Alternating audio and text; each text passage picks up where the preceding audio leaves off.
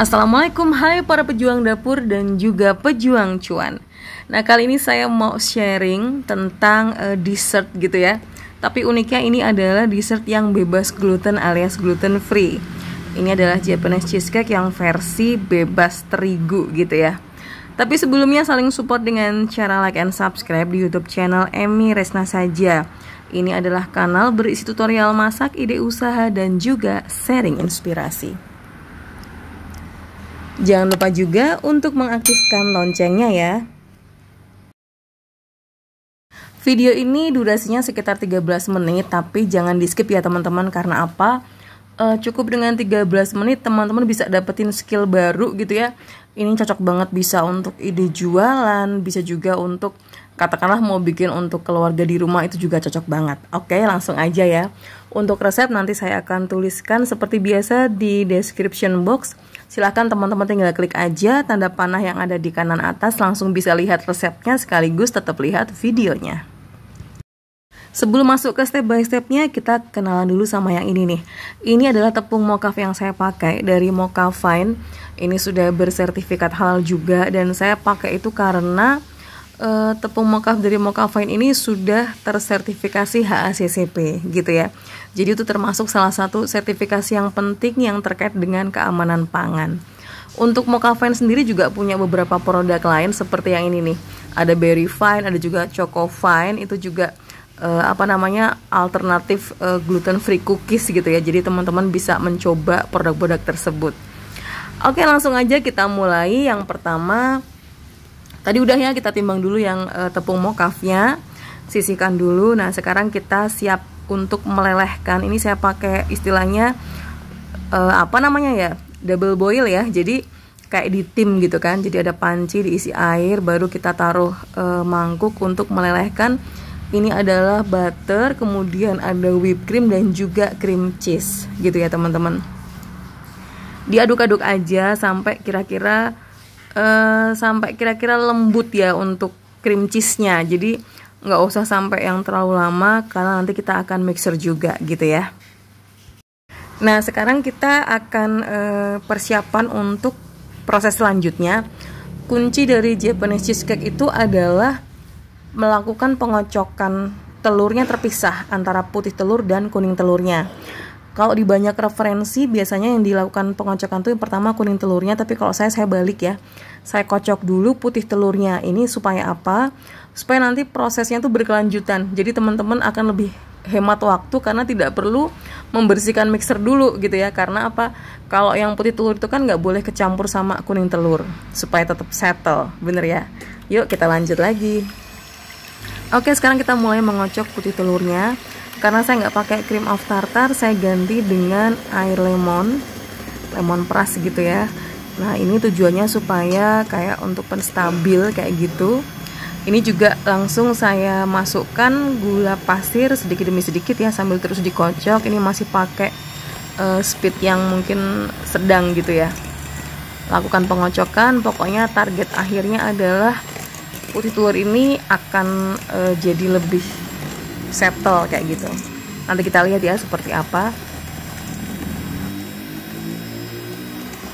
Oh ya, kalau saya tuh lebih suka bikin cake kayak gitu ya dengan hand mixer sederhana kayak gini.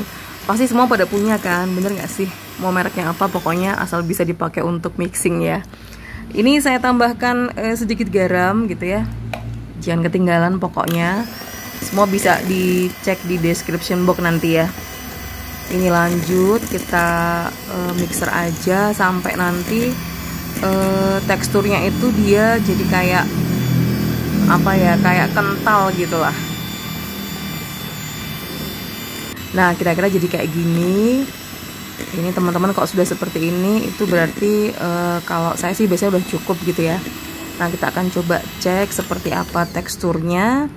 Nah, kalau teman-teman angkat bagian mixer ini, dia istilahnya tuh nggak gampang jatuh gitu, tuh kan? Istilahnya dia udah mulai kental kayak gitu. Nah, kalau udah tahap ini berarti sudah cukup. Nah, ini yang tadi saya bilang kalau teman-teman mengocok kuning telurnya dulu, ketika mau switch ke yang putih telur pasti harus membersihkan dulu mixernya. Itu kan akan makan waktu ya. Nah, kalau ini bisa langsung gitu kan. Nah, itu yang saya bilang lebih praktis gitu ya. Tapi kalau misalkan teman-teman lebih nyaman dengan cara yang satunya ya silahkan, nggak apa-apa. Ini di bagian kuning telur saya tambahkan kulit jeruk yang diparut, tapi itu jangan sampai terlalu dalam ya. Kalau sampai ke bagian putihnya tuh kadang suka ada aftertaste yang pahit gitu kan. Tapi kalau masih pas marut itu agak-agak ngambang, itu cukup sih, karena kita hanya butuh kayak untuk tambahan aroma gitu ya. Dulu pas awal-awal bikin cheesecake itu saya suka kebayangnya tuh kan, oh tak tambahin yang banyak gitu ya biar aromanya tambah strong gitu. Ternyata salah, karena kalau kebanyakan ya mungkin aftertaste-nya jadi ada pahit-pahitnya kayak gitu. Jadi pakai secukupnya aja ya. Nah ini kalau sudah teksturnya jadi seperti ini, warnanya sudah berubah jadi pucat gitu ya. Lanjut kita akan campurkan dengan adonan yang tadi kita sudah lelehkan gitu ya. Tapi supaya nanti rata, bagian yang cream cheese sama whipped cream dan butter itu kita mixer sebentar seperti ini biar agak halus. Sebenarnya kalau mau sih nanti bisa disaring ya, cuma kalau saya kayaknya nggak perlu deh. Tapi kalau pengen lembut banget bisa sih teman-teman nanti saring gitu ya untuk adonan yang kuning telurnya gitu ya. Oke, ini cukup seperti ini aja, lalu kita akan campurkan dengan kuning telurnya.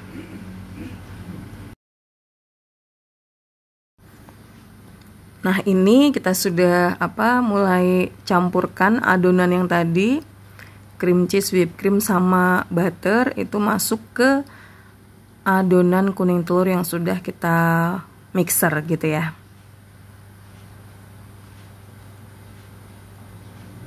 Kita mixer lagi sampai lebih halus gitu kan.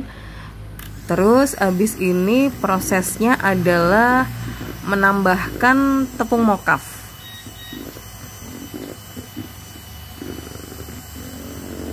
Untuk tepung mocafnya tadi saya pakai tepung mocaf dari Mocafine. Itu nanti teman-teman tinggal dicampurkan aja. Kalau pengen lebih halus ya kita bisa ayak gitu ya, dengan ayakan kayak gini. Ini juga bertahap ya teman-teman, jangan langsung semua, karena kita pengen istilahnya tuh penambahan tepung ini istilahnya bisa untuk nyisipnya tuh tidak bikin adonan jadi kayak turun gitu ya. Pokoknya pelan-pelan aja secara bertahap. Yang sabar ya. Pokoknya mesti sabar lah, kalau untuk sesuatu yang enak tuh kita kayaknya mesti sabar gitu ya. Nah ini juga saya lakukan bertahap ya, kita tambahkan lagi. Karena kalau teman-teman langsung masukin semua tuh kemungkinan jadi kayak tidak terlalu rata gitu kan. Takutnya nanti malah dia jadi kayak adonannya tuh ada yang berat, ada yang mungkin tidak tercampur dengan merata kayak gitu. Kalau dipakai cara kayak gini dia lebih membantu supaya lebih rata gitu ya.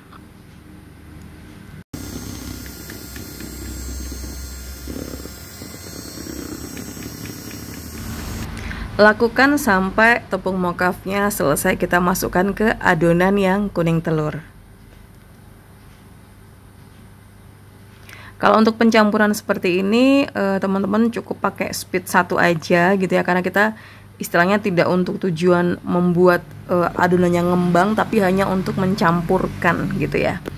Nah nanti untuk yang pencampuran selanjutnya itu pakai teknik aduk lipat gitu ya. Jadi tujuannya kita pengen membuat adonan ini kan istilahnya beda kekentalan, bener ya. Yang pakai tambahan tepung mocaf itu kan lebih kental dari yang putih telur. Nah supaya lebih homogen kita akan istilahnya tuh menyisipkan gitu ya adonannya tuh biar tercampurnya merata. Nah ini kita bertahap juga ya. Jadi kalau saya biasanya yang adonan putih telur tuh saya ambil sepertiganya dulu. Ini supaya jadi lebih encer untuk yang adonan kuningnya gitu ya. Ini kita aduk dengan spatula sampai kira-kira rata. Nah nanti setelah ini kita akan masukkan campuran yang ini 2/3-nya ke adonan yang putih telur tadi. Jadi tujuannya sebenarnya supaya kayak kalau kita bilang secara berat jenis kan beda nih. Nah biar dia tercampur rata itu pakai teknologi lagi. Pakai teknik aduk seperti ini supaya tujuannya nanti adonannya itu akan lebih homogen kekentalannya gitu ya. Jadi pencampurannya kalau misalkan teman-teman nggak rata nyampurnya apa sih dampaknya gitu kan? Dampaknya ya tadi akan ada perbedaan berat jenis, sehingga mungkin aja bagian bawahnya itu kayak menjadi bantat, atasnya tuh kayak terlalu terlalu spong gitu, kayak putih telur doang gitu. Kebayang ya, kalau putih telur di oven kan dia kayak kapas-kapas gitu kan, tapi bawahnya mungkin akan terlalu berat gitu. Nah, kalau ini kita pengadukannya rata, dia akan istilahnya balance semua, jadi atas sampai bawah itu akan sama gitu, sama-sama kapes-kapes tapi merata gitu ya. Oke, ini sudah kita campur semua. Nanti tinggal kita masukkan ke, kalau saya sekarang pakainya aluminium cup yang kecil-kecil ya, karena mau dipakai untuk kayak potluck gitu kan, potluck acaranya NCC Semarang kayak gitu. Nah, nanti teman-teman bisa kalau misalkan mau pakai loyang, itu pakai loyang bongkar pasang ya kalau untuk cheesecake ya. Kalau pakai kayak gini simple banget nih, nggak perlu mikir biasa kan kalau bongkar pasang tuh kita mesti mikirin alasnya gitu kan. Nah, kalau ini kan simple, langsung aja nanti masukin oven, tinggal tambahin air kayak gitu. Ini juga saya pakai sepandangan mata aja, yang penting isinya kurang lebih 2/3 gitu ya, karena nanti kalau pas di serving mau dikombinasi dengan cream cheese frosting. Jangan lupa dihentakkan sampai bunyi prak prak prak gitu. Pokoknya supaya rata tadi ya tujuannya. Nah, ini kita masukkan ke dalam oven. Jangan lupa dipanaskan dulu tadi ya ovennya. Saya pakai suhu 150-an derajat kurang lebih selama 50 menit. Nah, ini yang sudah 50 menit, kita lihat dulu apakah dia sudah matang. Ternyata sudah matang ya. Tusuk giginya sudah tidak ada yang lengket-lengket gitu kan. Kita sisihkan dulu. Nah, sekarang kita siapin untuk cream cheese frostingnya. Kalau sudah, tinggal kita plating seperti ini, tambahkan cream cheese frosting sama irisan stroberi, ada tambahan kismis juga, ada tambahan mandarin orange juga gitu ya. Kalau misalkan teman-teman suka, bisa ditaburin sedikit almond yang sudah di almond slice yang udah disangrai, itu juga enak gitu ya. Oke, ini dia sudah jadi. Gimana? Cakep nggak? Oh iya, yang kanan itu adalah yang brownies insert tiramisu yang lagi ngehits juga gitu ya. Nanti kapan-kapan saya share juga. Nah, ini dia saya bawa di acaranya NCC Semarang. Enak-enak banget ya. Ini acara yang seru banget waktu itu. Udah ada tayangannya juga gitu kan. Nah, ini dia. Kita lihat dari deket seperti apa. Enak banget. Gimana? Tertarik mencoba nggak? Tertarik lah ya. Soalnya resepnya gampang dan istilahnya saat ini tuh sudah mulai banyak yang butuh gluten free produk gitu kan. Jadi nggak ada salahnya teman-teman bisa mencoba recook di resep ini. Oke, terima kasih dan wassalamualaikum warahmatullahi wabarakatuh.